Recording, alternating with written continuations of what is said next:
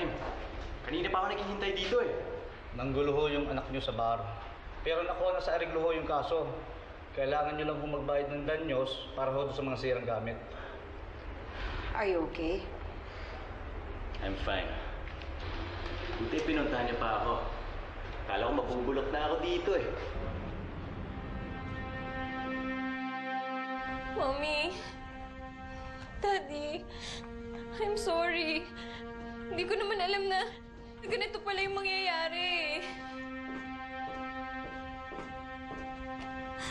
Kailangan tandaan mo kung sino ka, Triana. Isa kang image model. Isa kang celebrity. At kailangan pangalagaan mo ang mga ini-endorse mo katulad ng kliniko. Paulina, tama na yan. Tama na.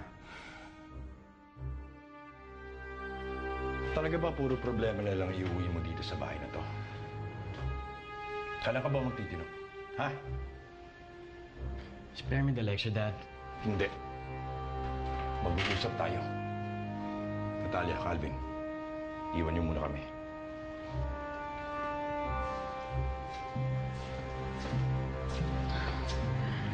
Jojo. Sige na, Natalia. Sige na.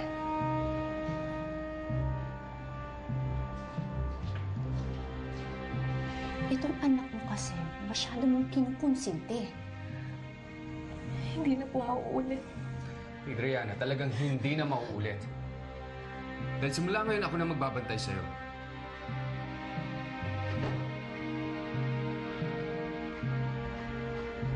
Stefano, ano ba talaga ang gusto mong gawin ko para magtino ka? Bakit ka ba nagkakaganyan? Ano ba talaga ang problema mo? Bakit hindi mo ako ginagalang? Pati yung tita Natalia mo. Pasalamat ka nga. Pinagtsatsagaan niya pa ang kabasisan mo.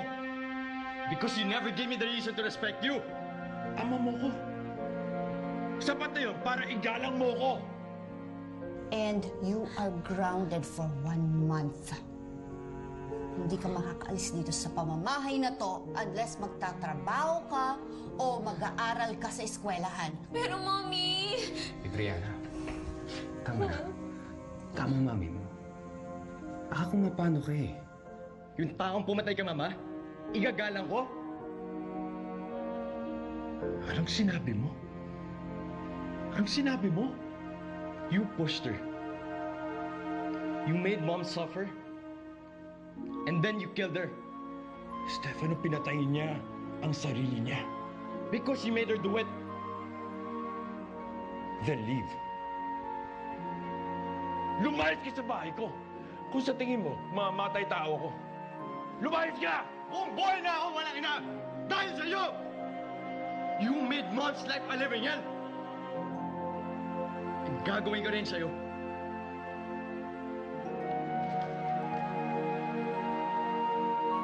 Sige na, magpalit ka na, matulog ka na sa taas. Ako na bahala dito. Sige na. Sige po. Good night po.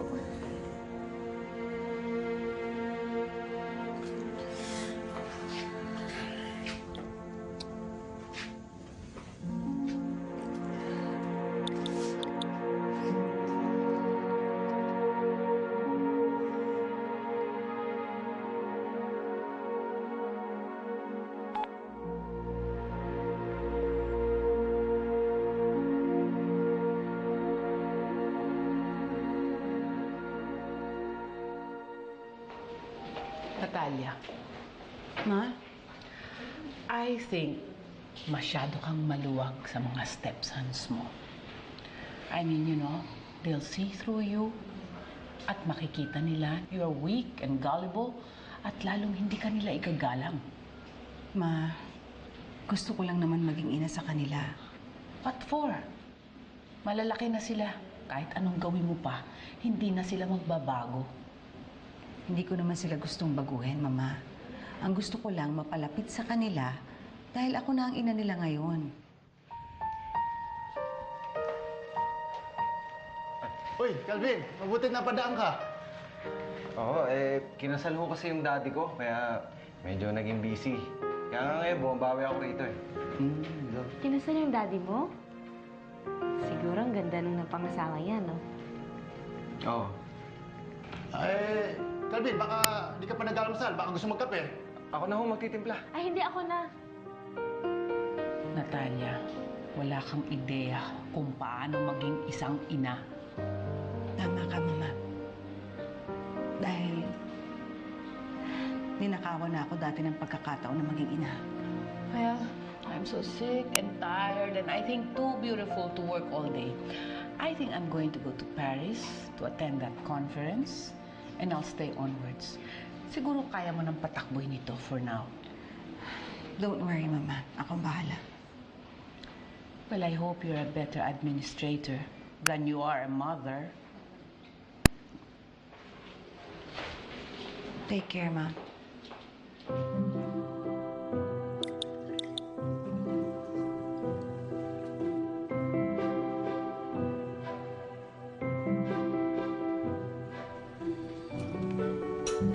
Ano ba lakad mo ngayong araw? May taping ako sa Makati. Makati. Ako na sasama sa'yo, ah. Hanggat di tayo nakakahanap ng magbabantay sa'yo, ako ang sasama sa'yo. Pasensya ka na. Pandesal lang ang agahan namin dito, eh. Ayos lang yun. Paborito ko nga yan, pandesal eh.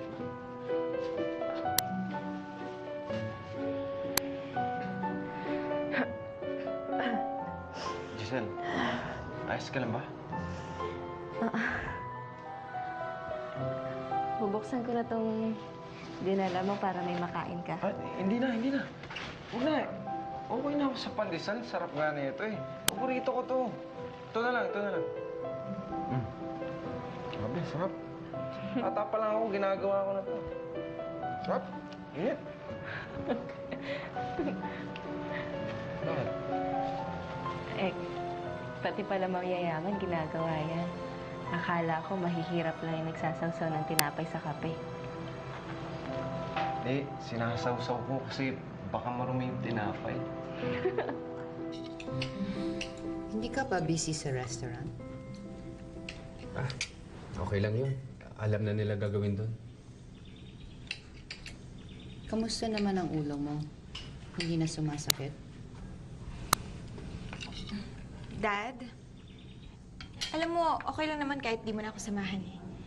Kasi sandali lang naman kami dun eh. Tsaka, nandiyan naman yung driver eh.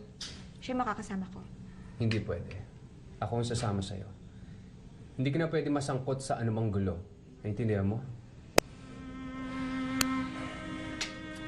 Paulina, yung ulo ko medyo sumasakit pa rin pero ano ba gagawin ko? Hindi naman pwedeng dito lang ako sa bahay.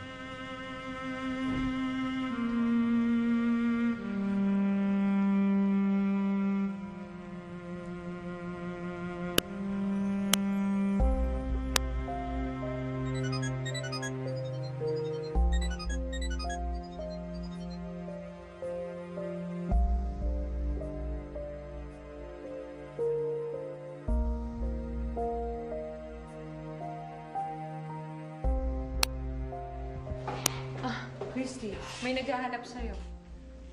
may appointment ba? Wala. Christy naman, sinabi ko. Nagpupumili. Ang sabi, kailangan ka daw niya makausap ngayon.